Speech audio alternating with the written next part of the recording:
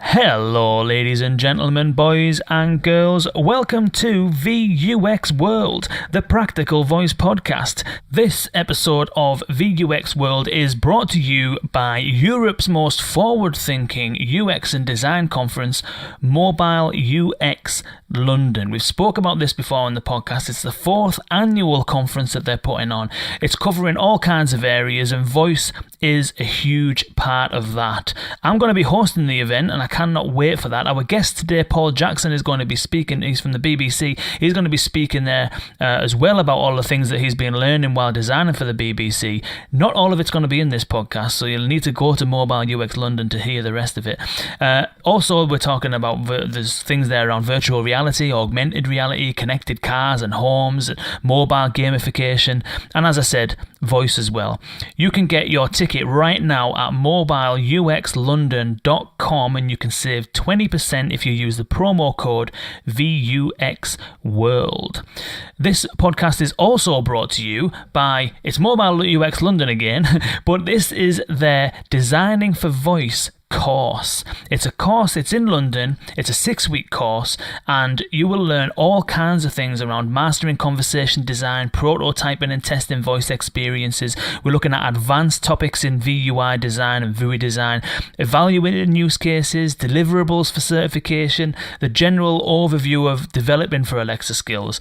The people delivering this course, it's in partnership with Aviva, and we have people, senior UX designers and lead developers from Aviva, the insurance company, and they're going to be doing the course and delivering the course. It is absolutely immense. Head to mobileuxlondon.com right now, because there's a new course starting in January and you can sign up right now. You will not regret it. Careers are changing, design is changing, voice is the future of design for many, many brands and companies. We're going to be speaking to the BBC today, and just how seriously they're taking this is unbelievable. So now really is the time to start thinking about, if you're interested in voice and you want to make it a career, 2019 will be the time when you can do that, and you can get off to a flying start in January with this Designing for Voice course. And if you mention VUX World when you sign up, you'll save 10%. Mobile UX London, thank you so much to the team at Mobile UX London for presenting this week's podcast.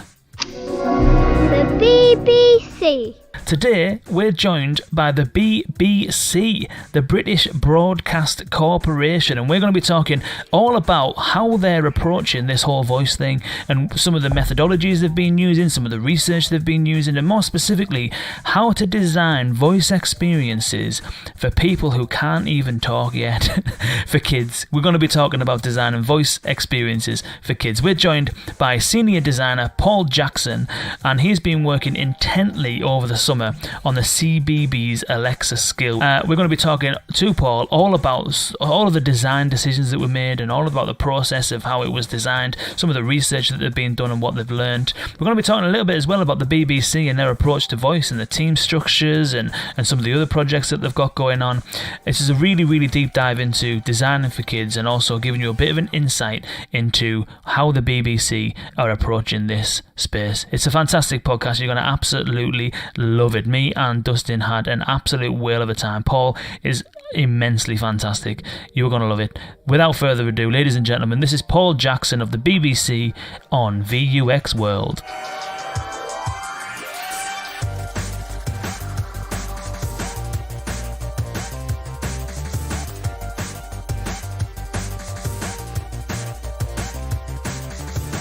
So, ladies and gentlemen, Paul Jackson of the BBC. Paul, welcome. Thanks, yeah. Cheers, thanks for having me. Not a problem. Thank you for joining us. I've been pursuing the BBC for quite a while now. I've been speaking with a few people, and we just haven't managed to make the stars align, but we have done today, so I really, really appreciate you joining us. Thanks very much. Yeah, no problem. You're very welcome. Dustin, what's does France have a BBC equivalent? Or even the USA, do they have a BBC equivalent? I would say in the US, the equivalent is NPR. If you think of it in terms of sort of national media, PBS, I think, is also perhaps a good analogy. But if we're thinking about voice specifically, NPR is doing great things, much like BBC is as well. Yeah. What about France? France, there's a handful. I don't consume as much French media, but there's certainly national television stations and national radio as well.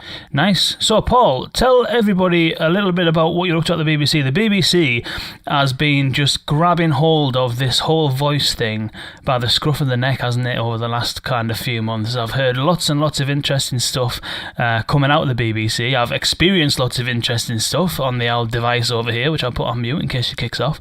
So tell us a little bit about what you're doing and a little bit about what the BBC have been up to. Yeah, absolutely. So I am a designer on the Voice and AI team. That's the official name of our team within the BBC. And yeah, we've got quite a serious commitment to voice. We see it as a really great new frontier, and we want to be on the front foot with it, really. So we've been doing loads of things. I think the first thing we released was the inspection chamber that came out of BBC R&D. And from then, a voice and AI team was formed. We released a BBC skill, which allows you to listen to the radio and listen to podcasts. And in September, we released the BBC Kids skill, which is something that I've worked on. That was my baby, so to speak. And we've got lots more in the pipeline, basically. Yeah, we've made a really serious commitment to voice and to getting lots of our products onto smart speakers. Wicked. And is it smart speakers solely that you've been focused on, or have you been looking at, for example, Google Assistant on mobiles and stuff like that, or is it purely smart speakers at the minute? It's voice and AI in any terms, really. We want to find the best way to get BBC products onto voice, conversational UI, the next generation of devices, really. So, yeah, we've got two skills out at the moment on Alexa, and we are looking to bring stuff out on Google as well, and lots of other devices beyond that, as we just try and learn as much as we can about this space. And Paul, so what about you? Were you already in voice and you came to the BBC to work on this? Were you in BBC, got into voice? How did you get into this field?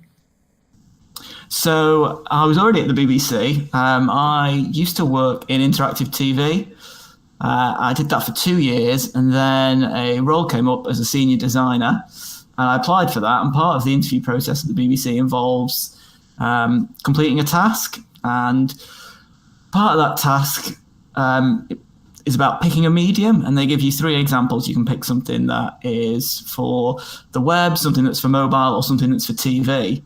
And I sort of was a bit cheeky, and I knew there was a voice team being formed, so I sort of made my task a little bit about voice. I sort of built a small skill and demonstrated that back. And then when I got the role, I got put in the voice team, which is sort of exactly what I hoped would happen. So yeah, I've been very fortunate to have sort of been picked, because I know a lot of people are really keen to join our team. So I consider myself very lucky. Nice. And you're going to be speaking at Mobile UX London, which will, by the time this goes out, it'll be next week. Yeah. I'm speaking about the BBC Kids skill. My talk is called Deceptively Simple, Designing a Voice Experience for Preschoolers. And it's all based around the question, how do you design a voice experience for an audience that's still learning to speak?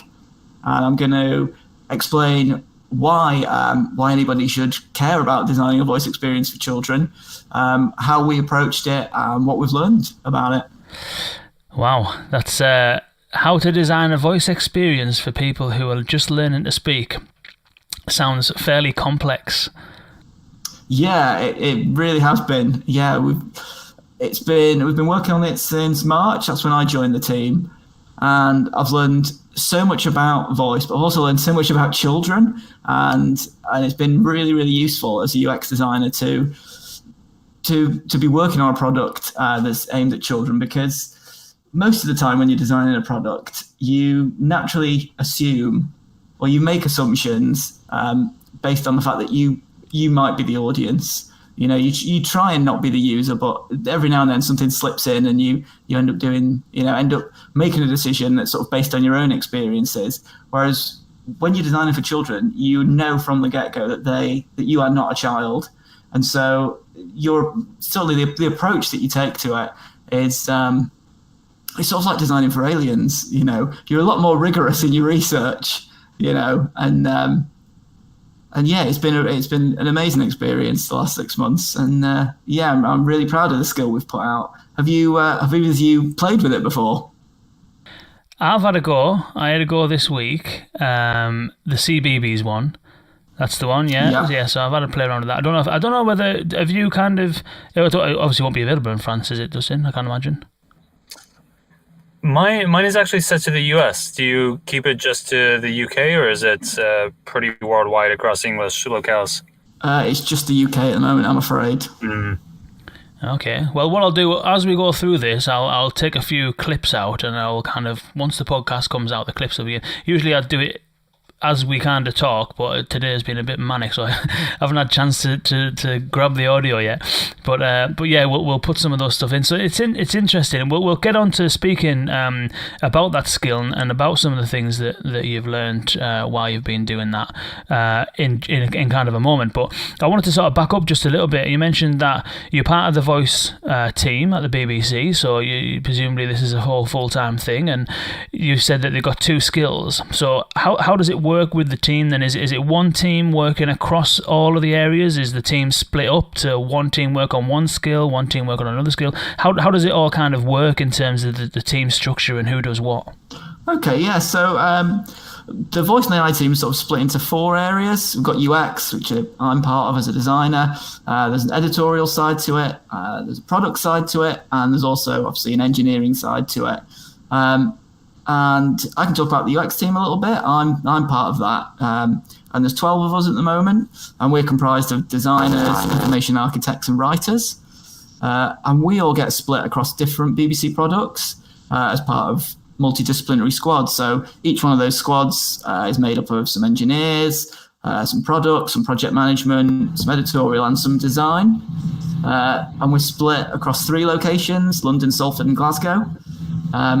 And really, that's just the sort of the voice side of it at the moment. We also have obviously the AI side, which I can't go into in too much detail for a couple of reasons. One, sort of NDAs, confidentiality, etc. 2, don't actually know that much about it. It's all fairly hush-hush,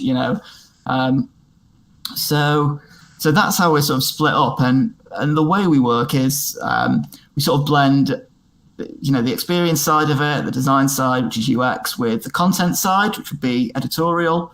And then we bring in product expertise as well from the product teams at the BBC. So I worked with a designer called Hazel Wiley, who is a UX designer in children's on this. So she was not a voice designer first and foremost, but she has lots of expertise around BBC's children's offering. And so I work really closely with her, and because voice is horizontal, that's the way we think that all the teams are going to work. But at the moment, as I'm sure everyone's in this boat, that's all subject to change. We're still trying to figure this out. We're trying to apply, perhaps the way we would have worked on mobile or on websites previously to this. But we're still figuring it all out. So that's certainly how we've done the BBC Kids skill. But as we move on to other products, that might change depending on how those products work and the expertise they have there. But that's certainly the approach we've taken so far. You were talking there about the BBC are also trying to figure this out, and I seen recently that on the BBC have put out a request for information, and for everyone listening who kind of is in the product kind of market as such, those of you that build these kind of conversational user interface solutions, voice solutions, and all that kind of stuff, there's a request for information out at the moment from the BBC all around voice and conversational user interfaces, and essentially, I don't know whether or not you know too much about this, Paul, or whether you were involved in this or not, but essentially the BBC are kind of looking to reach out to established companies and startups to try and help kind of figure out things around their workflows and around how to kind of maybe consolidate some of the technology or what have you that they're using. So if there's anyone out there who builds, who is on the software side, who's creating some of this software, I'm thinking of, the Jovos and the pull strings out there. It's essentially it's not a contract. It's not. It doesn't look like anything that you'll get paid for necessarily. But it's just to help the BBC kind of figure out a little bit more about this. I don't know whether or not you kind of either know about that, Paul, or were involved in any of that or not. I know a little bit about it. I'm not involved in it, specifically. But yeah, that's definitely out there. I would encourage anyone to get in touch, because the BBC is really uniquely placed in this space to offer something that none of the sort of the big boys can offer, because we're entirely license fee driven, and we are we're doing it for the good of the user, really. We're not interested in voice for any other reason than to provide a good experience for people.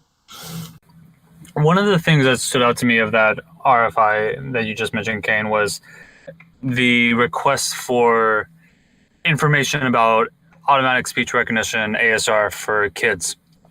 And it comes back to what you were mentioning, Paul, which was about how do you do research on and how do you design for people who are just learning how to speak.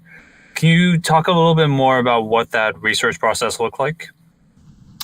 The research project around with children, yeah.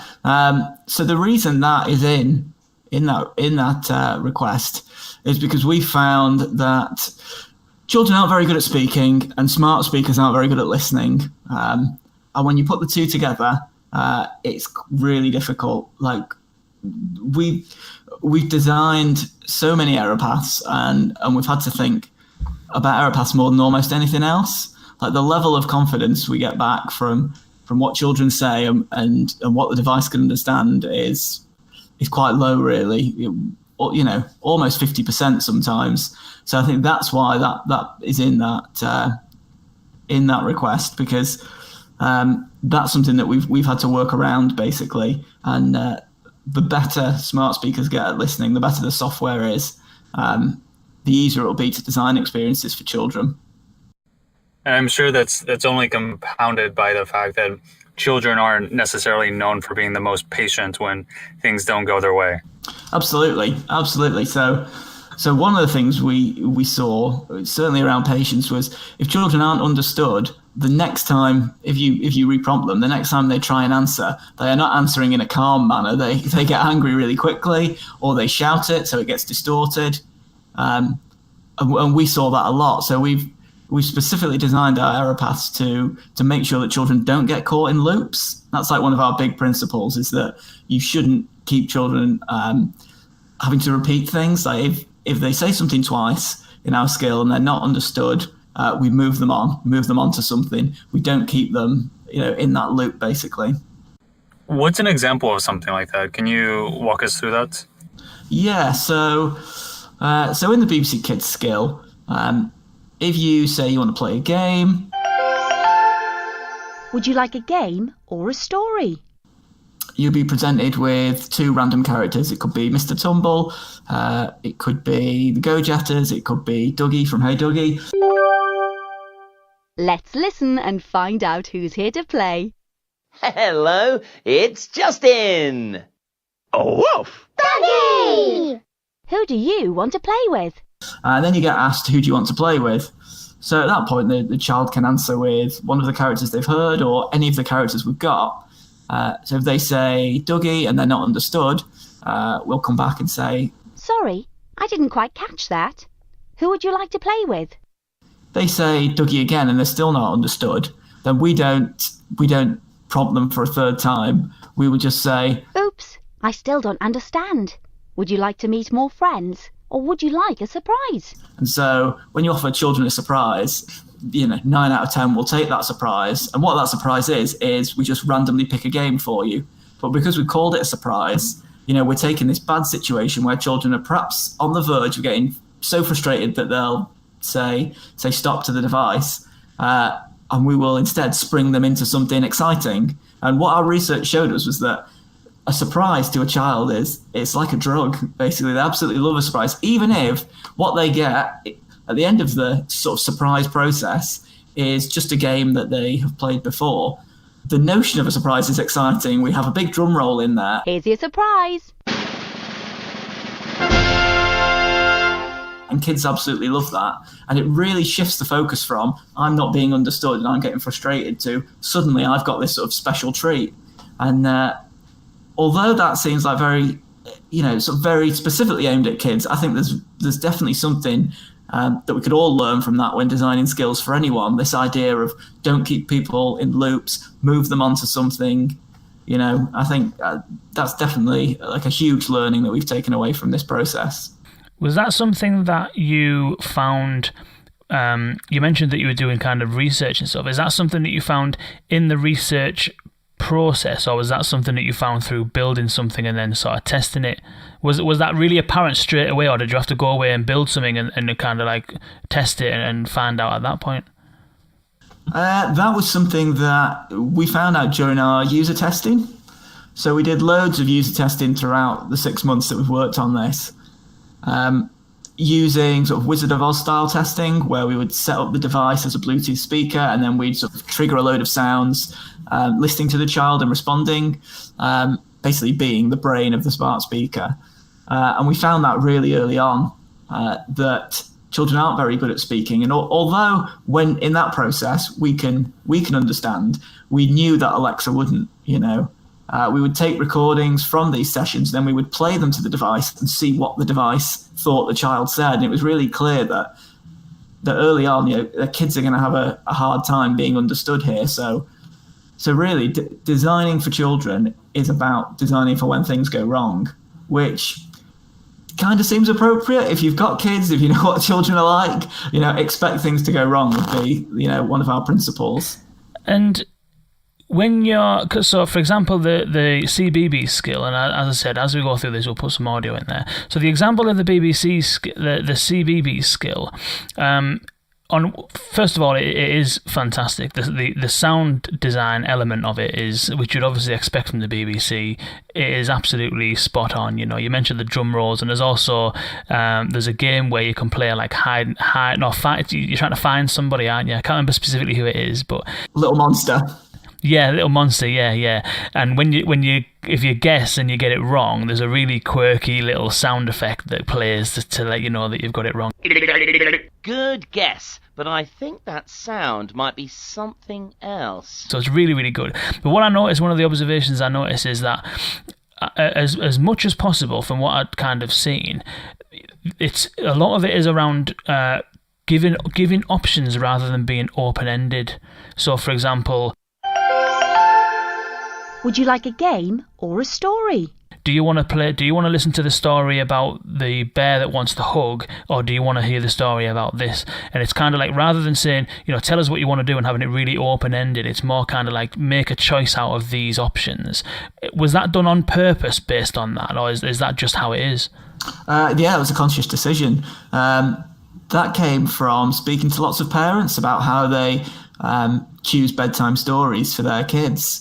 And lots of parents said that they would never in a million years offer their child like the full bookshelf to choose from. Like they would give them 2 books and say, do you want this one or this one?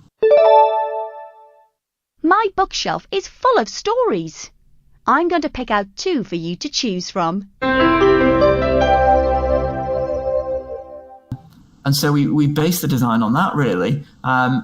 Children can be really indecisive if you give them a big choice. And we didn't want navigation that was really bulky and long. We didn't want to read out 10 different stories that you could choose from. So the design of the navigation really tried to find a balance between navigation and discovery. So if you go for pure navigation, you basically list a sitemap and say, what do you want? Which is a horrible voice experience. That's like a sort of old phone system, voice approach. But if you just do like a small amount of options, then are you sure that, children are going to discover the breadth of our content and the discovery side's going to work? So we sort of hit upon something that's kind of in the middle of that, where we give them 2 random prompts and then we ask them, which one do they want? But that question is actually open, because we also find that children aren't afraid to ask for what they want. So when the skill says to you, who do you want to play with, you can name any of the characters that we support, even if they've not announced themselves to you. So, and the same thing with the stories. So, we'll present you with 2 stories, but if you know specifically which story you want, you can say that, and we'll match that, and we'll give you that. We're not being explicit in saying it's an open question because of that insight from parents that telling them it's an open question, sort of invites indecision and invites children to stay up way past their bedtime instead of getting straight into a story and enjoying it and falling asleep. So what you're saying there then, correct me if I'm wrong, but what you're saying there is essentially the skill that, and focusing against purely on CBBS, the skill that is there has a lot more content than what's actually offered, and you just randomize the 2 prompts. Is that right? Yep. So the 2 prompts will be different all the time, and there's more that sits behind it, yeah? Yeah, we give you a very narrow focus on quite a big content set. Now that probably won't stay the same forever. We're going to hit a tipping point where this approach might not work anymore. I don't know when that'll be. I don't know what the maximum number of stories and games is before offering 2 feels limiting. But for the time being, we think it works really well. And do you find that kids are going for a new one each time, or they have their favorite and they want to do it over and over and over and over? We are seeing a mix of both, which is exactly what we expected, because that's what some of the parents told us. Parents told us that their kids either wanted something new every night or that they wanted the same story every night for a month. And so there's like 2 different types of child. And our stats are telling us that all the games and all the stories are basically being enjoyed equally. So we're really happy with how our navigation's performing. It's interesting about kind of how you've kind of managed to make Alexa fit. So when we spoke to Heidi Culbertson, what she was saying is essentially when she's designing user experiences for older adults, the aim is to try and get them to do something that they naturally do every day but using Alexa. So you're not trying to change too much, you're not trying to kind of create this whole new habit, you're just trying to get them to do one thing that they already do every day. And it seems as though from the research that you've been doing, it's almost as if you've kind of created the experience that just slots so neatly into the typical story time, do you know? So you're taking cues from what's actually happening in the real world, and you've kind of replicated that within the voice experiences. Do you think that is one of the reasons why these experiences are so good? Is because you've essentially built them solely around that situation? I think so. Yeah. I mean, it's sort of like a skeuomorphic approach, really, in the same way that when iOS. In the early days of iOS, everything looked like it had a sort of a basis in physical reality. I think we're kind of going through that with voice, but we'll come out the other side. And when people are more voice literate, maybe in the future, we might be able to move away from that. But it's a great leg up in the early days of voice, I think, to base it on existing user behavior, which is obviously it's a massive UX win being able to do that. But yeah, we've definitely been inspired by what parents and what children have told us about their behaviour when enjoying other forms of content. Yeah. I'm curious around how you kind of how you go about doing that kind of research. Obviously, the BBC, I suppose it's unique for the BBC because you've got lots of resources. It's a relatively well-resourced company, large reach. But still, the concept and the idea of doing user research with kids and with parents is quite a challenging, I suppose. Well, you can probably correct me if I'm wrong, but I'd imagine they're a pretty hard group of people to get hold of. I'm wondering whether you can talk us through a little bit about, you said it took 6 months to do this. I'm wondering whether you can talk us a little bit about that research approach in terms of, how, was it simple enough to get hold of people? And if you did, and when you did, how did the whole kind of research unfold throughout the project? So, what I realised is that when I outlined the members of our UX team, I failed to mention that we also have a dedicated design researcher. Sorry about that, Charlotte, but Charlotte's been fantastic throughout this entire process. So Charlotte's led our research, and the way we've done that research, we've done lots of user testing. So we've tested with over 60 children over the 6 months. We've done 7 user testing sessions. And most of them have been in our lab, but we've done a couple in schools as well. And recruiting children that have got experience of a smart speaker is quite difficult. It's not a big market at the moment. And obviously we're based up in Salford, and so that sort of narrows down, the potential research subjects quite a lot. But we have managed to make it work. You just have to have quite a big lead time. So we've structured our entire process around user testing, knowing that maybe a month from now we'll have a user testing session, and we need to have something ready for that. And that's been great because that's really focused us. And our user testing sessions always start with 10, 15, maybe 20 minutes of questions and warm up. That's another thing that children require, because there's no screen, because there's nothing for a child to see or sort of physically play with. Children need a lot of warming up before they're going to sort of speak to a device in front of a design researcher. But yeah, we get sort of 15, 20 minutes of really good insight into the household, into how parents are using it, how children are using it, how they use it together, when they use it. And then we move on to sort of task-based approach, where we will have a prototype, we'll take them through that prototype, ask them loads of questions about it. And those have been really useful sessions. We've sort of iterated and honed things as we've gone through. And the very last session we did was actually using a real device with the real skill on it. So the first 6 sessions were all Wizard of Oz testing, where we were spoofing a device basically. But by the time we got to the last one, we had a device, we had a skill that was developed enough that we were able to take kids through it. And at that point, suddenly the focus shifted from the usability of what we were designing to suddenly the technology.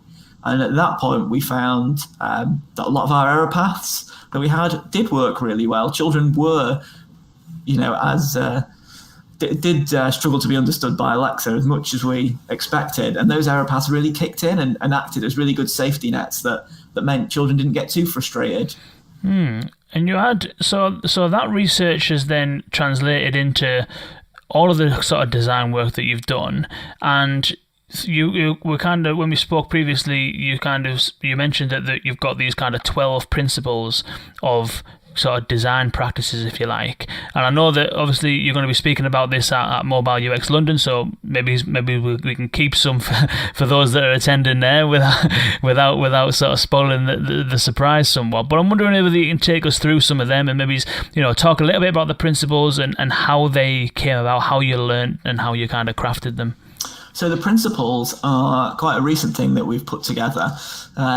We launched the skill on September the 3rd, and we sort of brought everyone together over 2 sessions, and we ran through all of our research. We pulled out all of the insights from the last 6 months, and we went through all of those, and we asked people to contribute what they thought the principles that we've learned from all of these research sessions were. And we put them all together, and we had about 250 different principles that people had come up with. And so we affinity sorted those and pulled themes out, pushed them all together. And we came back with 12 different principles that we've got. And I am going to cover some of them at Mobile UX London, but not all of them. I've talked about some of them previously at another event. And ultimately, they're going to go on bbc.co.uk/gel. Bit of a shout out for the gel team there, where there's loads of how-to articles. But I can talk about a few of them. So one thing that you might have noticed, Kane, when you've been using the skill, is that you never hear Alexa's voice. You never hear a smart speaker. And that is by design. We found in our very early testing that when you put Alexa's voice next to Mr. Tumble or Hey Dougie, that it falls completely flat.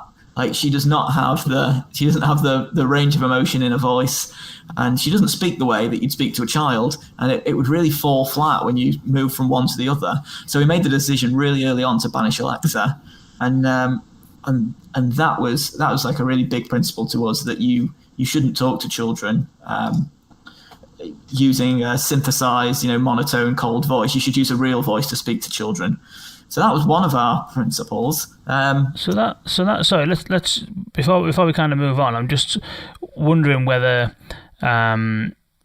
you mentioned that going forward there'll be more stories put in there, and it'll be something that carries on kind of enhancing. How do you approach design going forward when you have essentially now a commitment to use pre-recorded audio as such?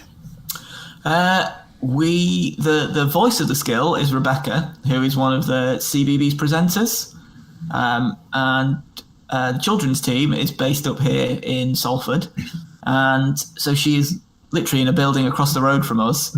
So getting access to record with Rebecca is quite easy. So really, the entire children's department is set up to efficiently record with talent. And we've got lots of people that help us organise that. And really, we just have to be organised and stay on top of it and make sure that we've got a big file that lists everything that needs to be said in the skill. And we make sure that we plan around Rebecca's availability. We actually had a situation last week where we found out that Rebecca was going to be in Panto for the whole of December, and we had some recording that she needed. So we had to move quite quickly to make sure that we could get everything we needed for the rest of the year recorded by her. So it does put a little bit of pressure on, but it's definitely worth it. And we would never fall back on using Alexa's voice for the reason that I outlined before. So really, it's just a case of being organised and staying on top of it. That seems like BBC, NPR, these media companies, it seems like your moat in a lot of ways in this voice space, where Kane, you or I, we're not going to necessarily be able to hire voice talent for the skills we build. And we can certainly record it ourselves, but that having that voice talent in there makes for such just a polished experience overall. And it's something that the BBC obviously is very well established in doing. I imagine, though, that requires a lot of upfront planning on your part, a lot of upfront testing as well. Because if we're using Alexa and we find we've got an error or something just falls flat with our users, we can go in and we can change the text. But I imagine that you needed to do a lot of testing up front to make sure that you weren't going back to her every single day and going, actually, sorry, I need to re-record that sentence you did yesterday. Yeah, so the whole team pitches in. So we only record with Rebecca once we actually, we've finalised something and we're happy with it. We use Catherine, who is our UX writer, as our sort of Aldi off-brand Rebecca, because she grew up in Wales and Rebecca's from Wales as well, and so she does a mean impression of that, and that's actually been really useful. At one point I was Mr. Tumble as well. I'm very good at Mr. Tumble's voice now. But what was really good about that was we were actually able to certify with Amazon without Rebecca. So the very first time we certified the skill, it was all Catherine's voice in there. We'd recorded that, edited it, and then when it came to recording with Rebecca, she had the script. We recorded with her, and we were just able to replace the files in, I think it was in an S3 bucket, and Amazon never noticed the difference. They didn't pick up on that. So that's a really useful thing that we're able to do to make sure that recording with talent, isn't a blocker for almost any of it. The only thing it would block us on doing would be actually launching. But we can pass it through certification, through beta testing, through user testing, all using sort of Aldi off-brand voices and all pitching in, really. So I just want to back up for a second. Can we get your best Mr. Tumble? Can we get an off-brand Mr. Tumble? What would he say? It's me, Justin! That's kind of it. That's not too bad. I'll put the "it's me, Justin" because that's what he says in the skill. I'll put that in there after that, and that's not too bad. That, yeah. Hello, it's Justin. Oh, thanks. Yeah, I'm copying the previous Aldi off-brand Justin. Shout out to Johnny Addy, who did a very good Justin impression, and I've just copied the way he did it. And yeah, but we all pitch in. I think another point to make about recording with talent is that we do it because it's the kids' skill, but we also do it because this is not like a task-based skill that has anything sort of too dynamic in it. it's really quite a static skill where it's just lots of branches and we cover all eventualities. For something that has dynamic content, like the BBC skill, for instance, has different podcast names, and obviously we can't have talent come in all the time to cover that. So that does use a synthesized voice. That does use Alexa's voice, basically. So not only is it difficult for everyone to do, it's also not necessary and sort of borderline impossible if your skill requires, making a call to an API and data that changes. Did you find that kids, when they use the skill for the first time, that they're confused that there's another voice coming through? Is Alexa handing it off to the BBC skill in any way? No, I don't. No, we didn't experience that. I think because we had an off-brand Rebecca who was very close to the voice. They just sort of went with it. Kids don't question it too much. I had one of the children and one of the parents actually thought that my impression of Justin was Justin. So yeah, without the pictures, people seem to just go with it. Yeah, that was not a problem. Yeah. So these are characters that are well known enough to the kids that they're expecting something other than Alexa to speak back to them. Yeah, absolutely. The reason that we used Rebecca, the reason she got selected as the narrator, is because she's a presenter on CBeebies, so she does all the links between the programs. So she was like a real natural to do the links between the games and the stories. So we kind of viewed the skill as an extension of the TV channel CBeebies. So, turn off the TV, say Alexa, open CBeebies, and you basically continue in the same universe. That's the idea. That's wicked, that. And what about the and I don't know if this is another principle, and we can maybe talk about that if it is, but so recording voices and not using Alexa's voice, but there is also a heavy reliance on sound effects and on music and stuff like that. So Is there an overhead in that respect as well? Maybe overhead's the wrong word, because the experience is actually fantastic. And Dustin, you're mentioning there that people get caught out a little bit when it's not Alexa. I actually was caught out a little bit in the kitchen this week when I was testing it out, because I'm so used to testing skills out, and the vast majority of them do just use Alexa.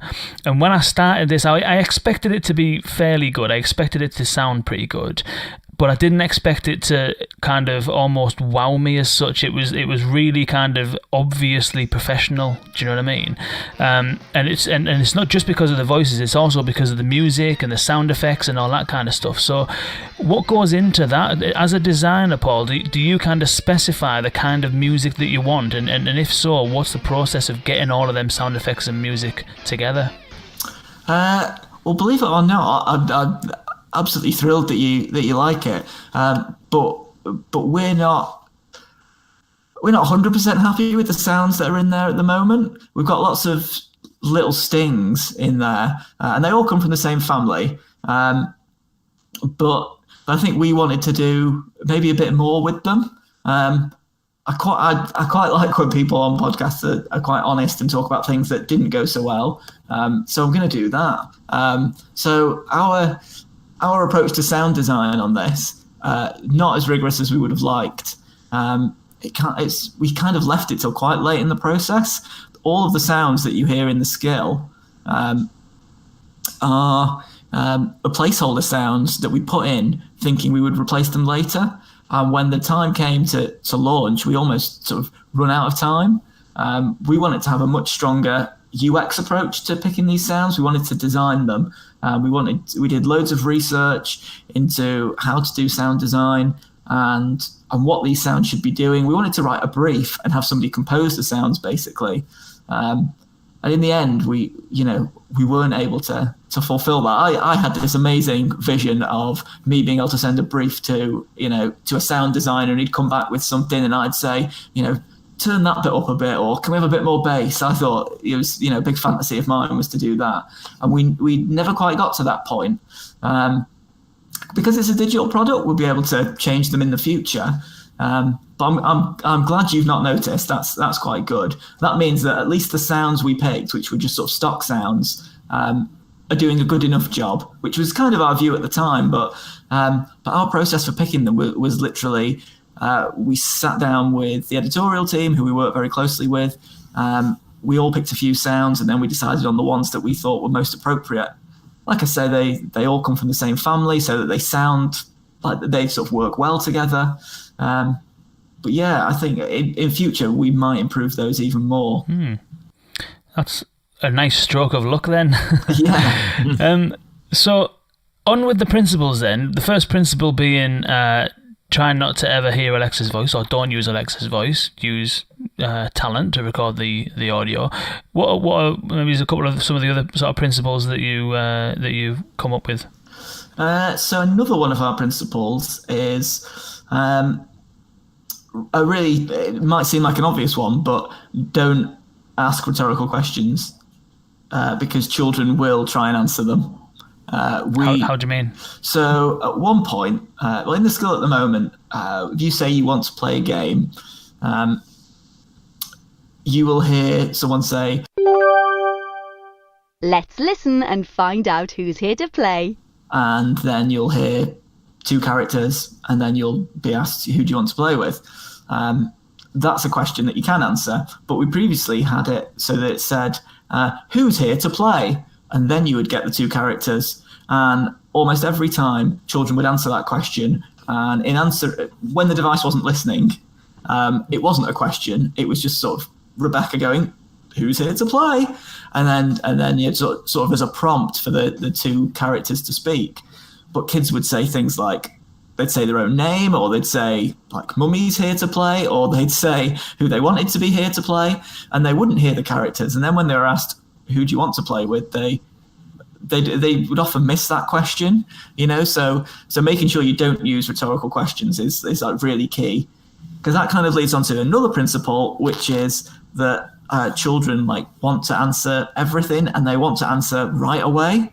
So basically, if you're asking a question, and I think this is a principle for all ages. If you're asking a question, make sure that you end the sentence with it and listen for an answer immediately. Don't ask the question and then provide a bit of follow-up information and then go to a prompt.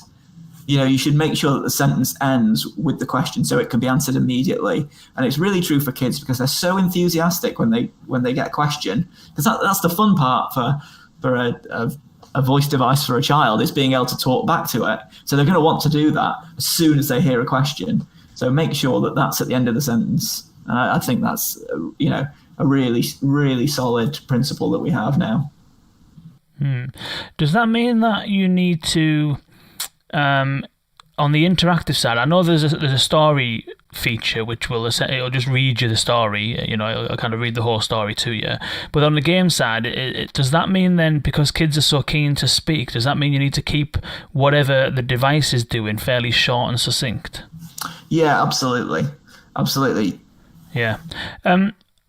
On the rhetorical questions one, you mentioned that if you say who's here to play and the kid starts answering, I think that, for me, that from what you were saying, that highlights another reason why actually doing research in the first place is so important.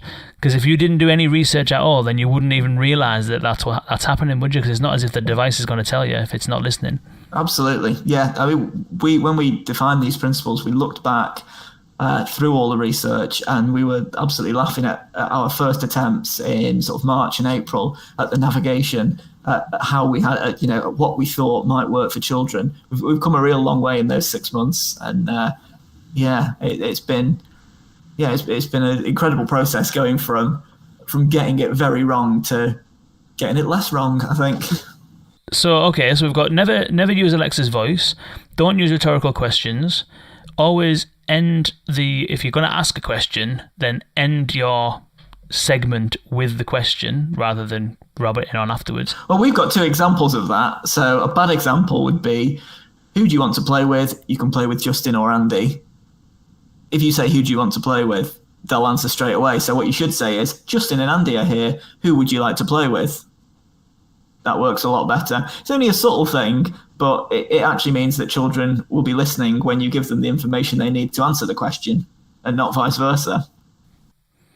That's the subtleties are where everything falls down though. I think I'm in the process, and maybe by the time this is out I'll have kind of published it, but I'm in the process of writing an article which is all around the multimodal aspect of things. So how a screen can give you a response faster than audio can do, and how you can look at an image and you can process that image, or you can skim through a sentence or a paragraph of text quicker than you can sit and listen to it. So when it comes to formulating responses, being succinct and being kind of brief, if you can be, ends up, or it might not feel that important at that moment in time, to have a screen to tell you the answer to a sum or calculation that you've asked for. It might not feel that important because the device, so if it's audio only, the device will repeat the question 9 times 12 is X, whereas the screen will just give you the answer. And over time, if you're in a relatively complex interaction or interactive kind of environment, over time, all them little subtleties all added together end up being that the experience is either longer than it should have been, or it's a bit more boring than it could have been. So I think that although that's a subtlety, I think the subtleties are actually where the magic happens in this. Absolutely, yeah. I mean, literally 2 or 3 words can make a massive difference to how somebody will respond. A good example of that, another one of our principles is around how sensitive children are. So none of our aeropaths that we have put the blame on the child, because children, you should almost treat children who are using a voice device like you would Elton John. You have to pick your words, make sure you don't make them angry or upset, and because we made a mistake. So we had an error prompt that said, "Sorry, I didn't understand what you said." And there were 2 words on there, 3 words on there that were unnecessary, that made this particular child feel really bad. He was struggling to speak anyway. And as soon as it came back and said to him, "Sorry, I didn't understand what you said," he focused on the last 2 words, what you said. He really took it to mean, I've misspoken. I'm the one who's to blame here. And with children, they're very, very sensitive, and he really sort of went into a shell, and we really struggled in that user testing session to get a lot out of him, because he felt so put off speaking, because he felt like he was at fault. So one of our principles is never use language or tone to make the child feel as though they're to blame. So instead of saying, "Sorry, I didn't understand what you said," we now just say, "Oops, I still don't understand." So we take the blame. I think that's a really good UX principle for any skill. Always take the blame, never put it on the user, because ultimately the person who's, the party in this situation that's probably to blame is the smart speaker not being very good at listening to you,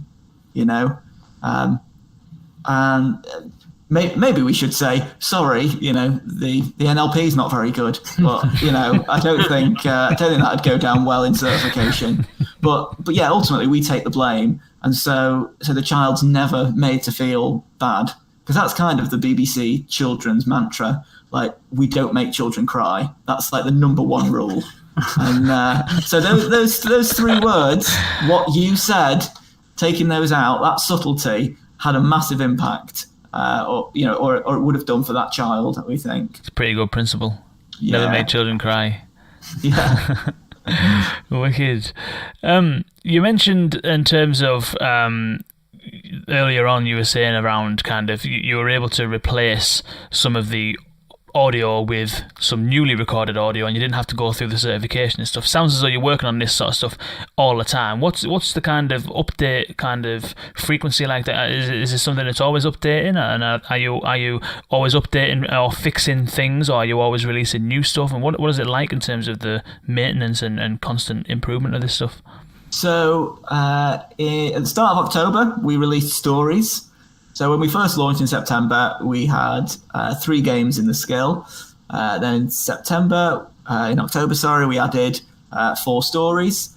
And last week, we added a new Hey Dougie game, which I would highly, highly recommend. You get to create your own unique song. It's fantastic. Everyone should check that out. If you could include a load of clips of that, that'd be amazing, because the music for that is another level, I tell you. Today we're earning our music badge, and we need your help to make a song. First things first, we need to pick a beat. A beat! 2 weeks from now, we're going to be adding some more stories. And 2 weeks after that, we're going to be adding another game. And we're trying to get into this sort of 2-week release cycle where every 2 weeks we're adding either new stories or new games or maybe something new and different even than that. No spoilers. But yeah, we're trying to make sure that the skill is sticky and that users keep coming back, and we develop that as a habit. How do you let them know that there's something new coming down the pipe or that there's something new that they can try? We have recently done a piece of work around signposting new content drops. So they will be presented with the new piece of content for probably a week. And that's something that we're trying out for the first time to find out whether or not that does ensure that kids are trying out the new content, because that's our goal ultimately, is to let children know that there is new content, and also to kind of give them a push into it, because all of the games that we're releasing and all the stories that we're adding, they're all just experiments to us. Each game has got a different game mechanic by design, because we want to find out what game mechanics work well for voice, and we want to find out which stories work well for voice. So yeah, it's really in our interest to have a really big sort of billboard in the skill that says the Hey Ducky game's here, try this out. And yeah, success for us is kids trying all of the games, is the breadth of content being enjoyed, because we'll learn more that way. And are you showing or speaking to them that billboard based on their usage, or is everyone getting that? At the moment, everyone's getting that. When we took on this piece of work, we had like a number of levers that we wanted to pull. Like, we thought it might be nice if we could find out how many times the user had been in the skill, and perhaps only put it in front of them 3 times so it didn't get annoying. But there's a big piece of work going on around GDPR and storing data. And so to begin with, we're just going to do it manually, and we're going to put it in the skill for 7 days so that there are 4 new stories or there's a new game. And then we'll take it off, and then you'll have a week of there being sort of nothing new, and then after that, you'll have a new content drop again. And that way, there'll be a little bit of contrast. So it won't be this skill where it's always telling you there's something new. It'll be a case of something's new for a week, then we go to sort of status quo for a week, and then something's new again for a week. And I think that contrast is really important. I say that's just our best guess. And as with all things that we do in UX and D at the BBC, put forward our best guess, and then we use data to validate that. Sounds as though it's a fairly tight sort of timescale, isn't it? Every 2 weeks, it must be, you must be thinking quite far in advance in terms of the stuff that you've been working on. Obviously, you must know next week what's coming up, and then next month ideas for what's happening. So it seems as though there's some fairly rapid sort of work being done. Absolutely. Well, the 6 months we spent working on this did involve working on more than just what we launched with. So we kind of worked like The Simpsons. Like the way The Simpsons worked was they would do a load of episodes, have them all in production, and then the season would start, and they'd have a few, sort of stocked up, ready to go. And we're working in much the same way. We've got things that are finished now that we're holding back, basically. Same way podcasts tend to work, isn't it? But it's interesting the way you're describing that. And I think first time we spoke, you were talking about the concept of skills within skills. So typically, everyone who creates, or most people that create skills, they will create an interactive story. That'll be a skill. They'll create another story, that'll be another skill, or you'll have, the ambient sound skills are really popular, so you'll have one skill which does fireside sounds, another skill that does thunderstorm sound, and that seems to be what Amazon kind of are pushing. You have specific skills that do specific stuff. You've kind of turned this almost into like an app that does all kinds of stuff, and rather than having lots and lots of skills all over the place that do loads of different stuff, there's one skill. That's the entry point into CBBS in the voice kind of world. And then from there, you've got a whole breadth of content. How was that decision made? Well, that decision happened before I joined the team, but I asked the same question. It dawned on me at one point that we were going against sort of the grain of the platform. You know, nothing's set up to cater for skills within skills, or certainly it wasn't at the time. I think we've got skill connections now, but that's quite primitive still.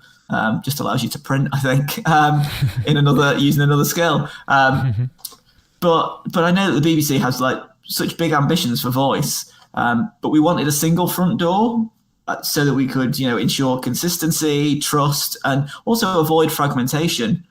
You know, the BBC's got a lot of mobile apps, and I think what we wanted was that single front door where everything was sort of in one place, because we know how difficult discovery is on voice, and we don't want to make that even harder by separating the products or separating the games. And there's definitely something to be said for once they're through that front door, we can show them our entire library of games and stories. So it was a strategic decision, and that has been difficult. There's been some real challenges with that. It's actually possible to run out of utterances within a skill. So the Justin's hide and seek game that you described, where you have to find a little monster, that is a game where you'll hear a sound and you have to identify what that sound is. So obviously you build in like a lot of different utterances to cover, the sound of water, for instance. It could be a bath, it could be a drip, it could be a splash, it could be water, all these different things. But when you put those words and attach them to an intent, as we have to, you then can't use them elsewhere. So we're kind of in this weird world where we're having to be really careful about the words we use, and we have to make sure that if we need to use a word in one skill, that we haven't used it in another. In one game, we haven't used it in another game. So that's been really difficult. So does that mean then that if you did do that, or a different scenario, does that mean that, let's say, for example, if you're in one game and you then make an utterance that is actually an utterance that's for a different game, what happens then? Or is that just so unlikely that there's no point in really considering it? No, that is quite likely. We've had to manage that. You wouldn't be able to do that. Basically, there's no way we can listen for a specific word and say, if you're in this state, do this, or if you're in that state, do that, because the I think it's like a JSON file of intents that you have is completely flat. There's like no hierarchy to it. I'm speaking in way too much detail about development stuff that I don't know about really. This is what the team tell me. And we've had like a few meetings about this where we have like a repository of words, and when we're creating new experiences, and we actually check that and make sure that things aren't clashing. The Justin game is actually a huge offender, because there isn't one specific right answer. We wouldn't be able to say that one of the answers was just bath, and you can only say bath because it's identifying a sound. But that we basically wouldn't create that game again now, knowing what we know. But who's to say in the future that the platform won't change and that we won't be able to use the same words elsewhere? But for the time being, we're really having to manage that. So that's been a big challenge. But again, it's just about being sort of rigorous and organized and mindful, and really it's about us all working together. So a game isn't created in isolation by the editorial team. We all work together on everything to do with the BBC Kids skill to make sure that we've all got visibility of what's going on, and that we don't accidentally tread on each other's toes. That is quite a design challenge, that. And I'm assuming that there must have been other challenges that you faced in having all of these things within one skill. You mentioned one thing around getting people to discover new content and stuff like that, and putting up almost billboards, if you like.